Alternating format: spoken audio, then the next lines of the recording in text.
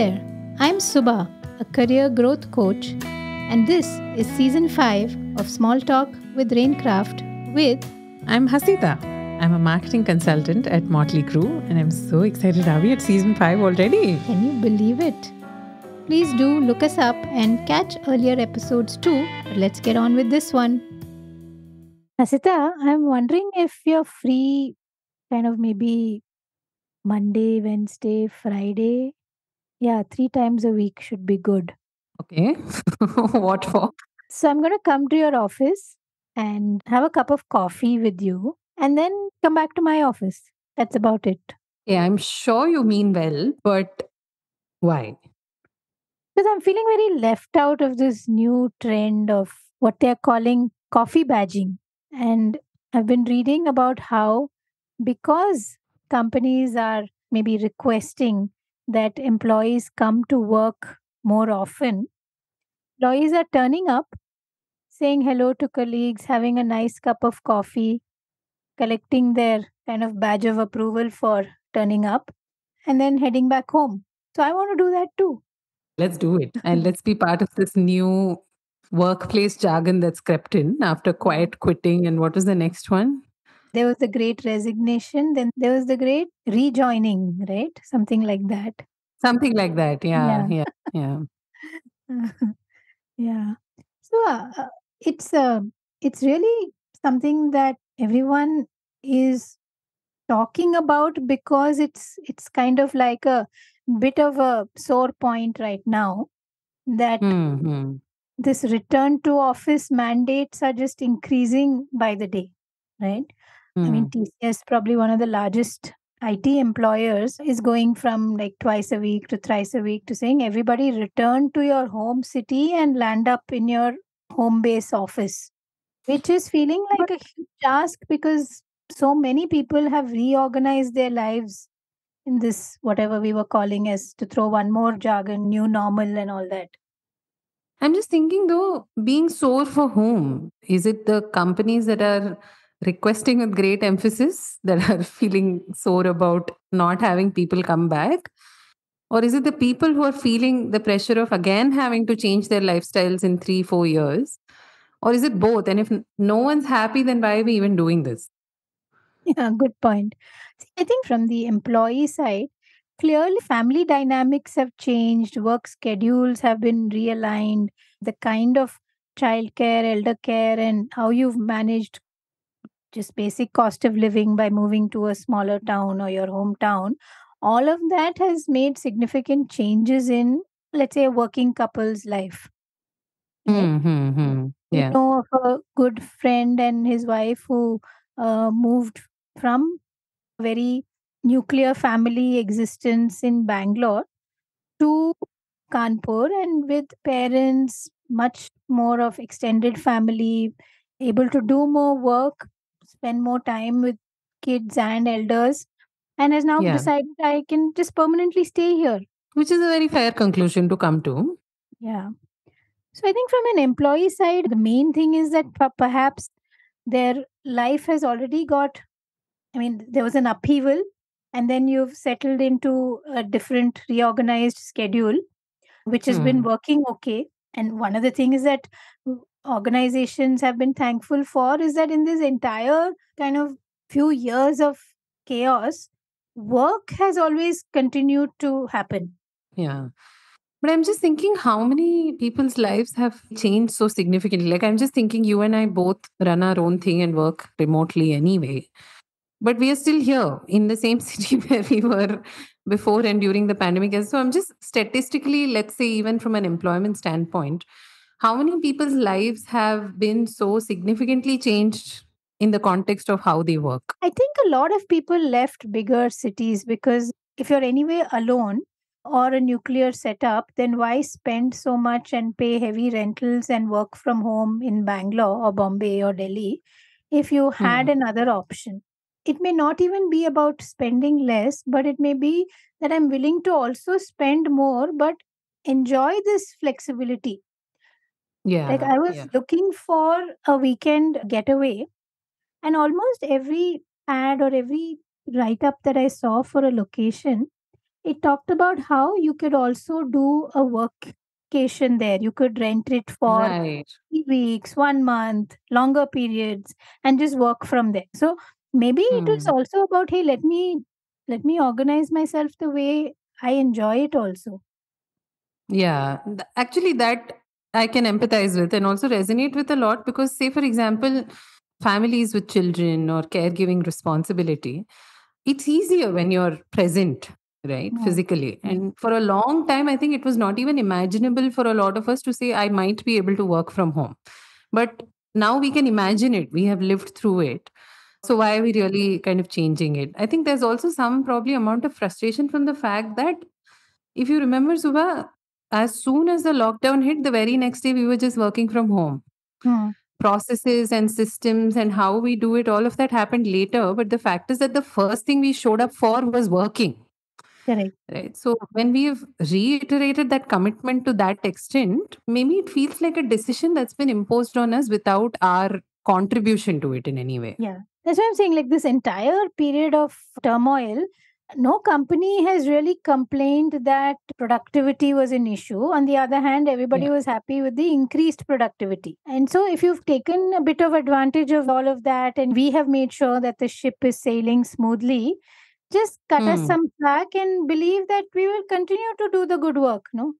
It's interesting that you bring up the productivity perspective, right? Because like you said, from the individual side, when you look at it, it's that I still showed up. I still did not only what I was supposed to do, but above and beyond what was expected of me, Mm. despite which I saw a lot of my colleagues being let go of in the Yeah. years that Yeah. followed. Correct. And now you are also telling me that I do not have agency in how I live my life anymore because we are, hey, guess what? 3 days a week, I have to come, drink coffee, say hi, and go back. And even for you and me, as running our smaller level businesses, the number of meetings that we have converted to online, right? If I think back to when I started Raincraft, almost every new client or prospective new client would say, hey, why don't you come down and meet us? Right. And uh, Uh-huh. without batting an eyelid, I would say yes. And then trek all the way across the city for a 20-minute Yeah. meeting, right? And then try and figure out, can I meet someone else in this side of town? How can I make better use of my time, or end up for a Mm. few hours between meetings in a coffee shop? And now when I look back, it was needed at that stage, and it is definitely like meeting somebody physically, especially for meetings, early in the relationship or the engagement, is truly beneficial. But Yeah. Yeah. many of those could have been a Zoom call.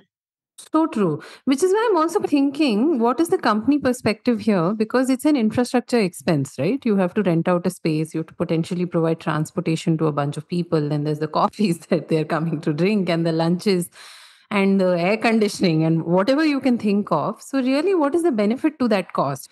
If there is a benefit to that cost, why are they not being a little more vocal about it? Yeah. I think one is that a lot of the cost is fixed. So it's like I've told my Mm-hmm. employees that between Monday to Friday, you need to come twice, right? And I'm guessing Mm-hmm. most people are choosing middle of the week or getting it over in the first part, right? And very few go in on a Friday. Those are just some human behavior. We're like that. But Monday to Friday, I have to keep all the lights on and have housekeeping and have all the infrastructure and etc. etc. If I'm going to do that, then I need to optimize it Mm-hmm. because I don't know now who's going to come in when or something like that. So some kind of cost benefit to that.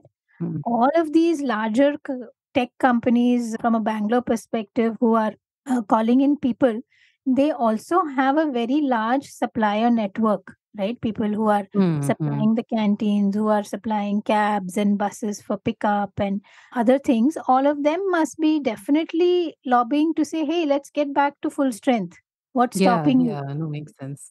Right. Makes sense. And these are also specific to a few industries. So many didn't have the luxury of even any kind of Considering a work from home, yeah. yeah, even in banking, I remember my ex-colleagues, they all used to do shifts of 2 3 weeks in a row and then home for a couple during peak COVID, that too, because you needed to have the branches open, healthcare, Mm. hospitality, I mean so many, and field Mhm. sales in some cases.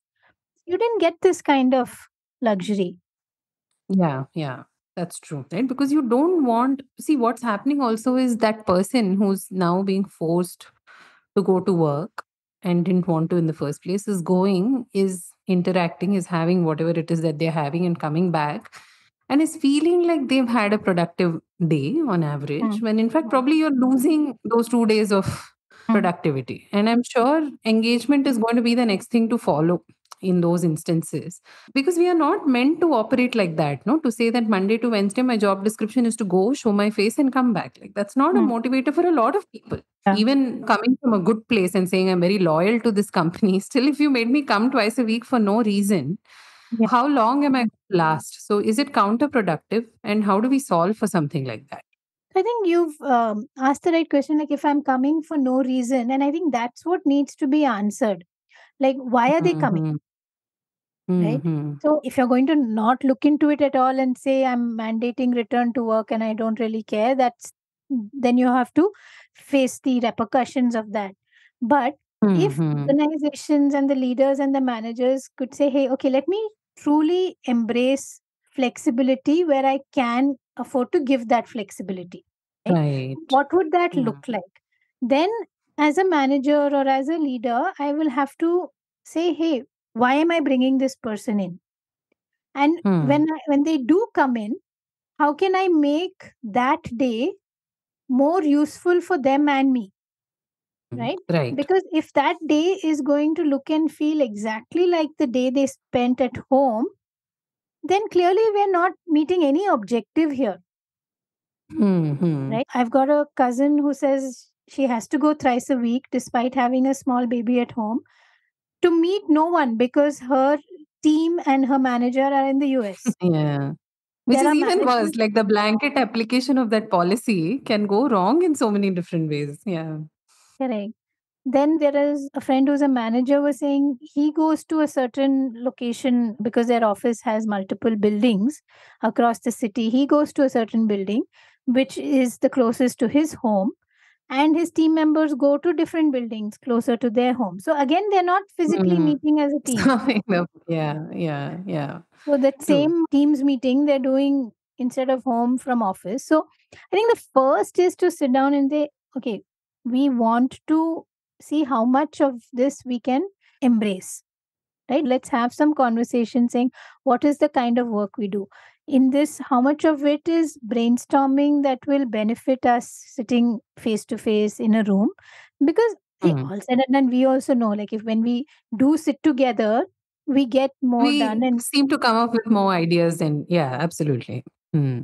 we are not saying, oh, I'm with you only for these 40 minutes on Zoom and I kind of turn on the brain and then I turn off the brain on this topic, right? Yeah. Yeah. Fair So, enough. which Yeah. is what happens when you're jumping from call to call.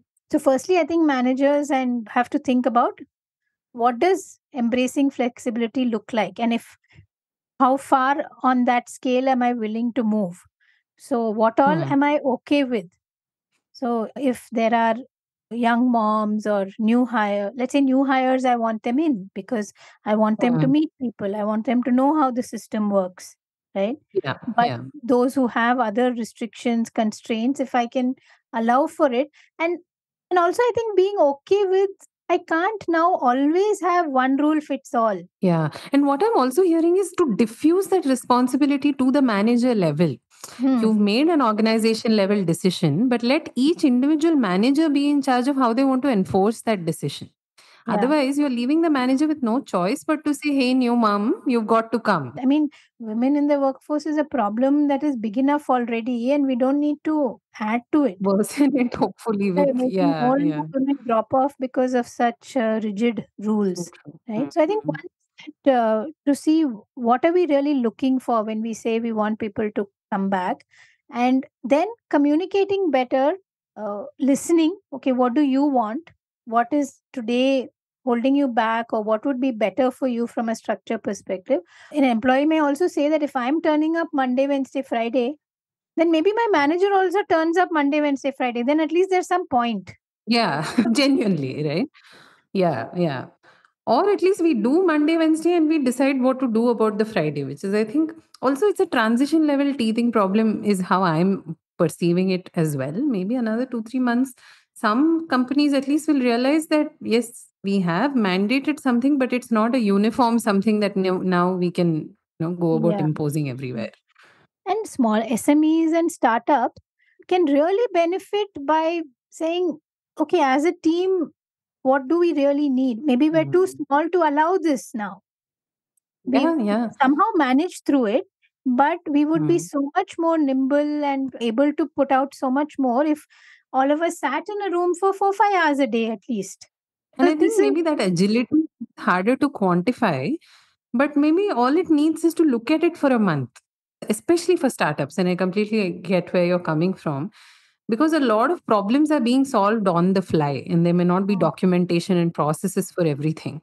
So when you're yeah. doing stuff on the fly, I guess it is always easier to have people in the general vicinity of each other. When you're smaller teams, genuinely, like you don't want everything to be okay. We had a meeting. Here are the minutes of the meeting. Circulate. Like you don't have that time and energy. Time, yeah, yeah, and resources, honestly, Yeah, yeah, you yeah. because you're already doing 2 3 kinds of roles.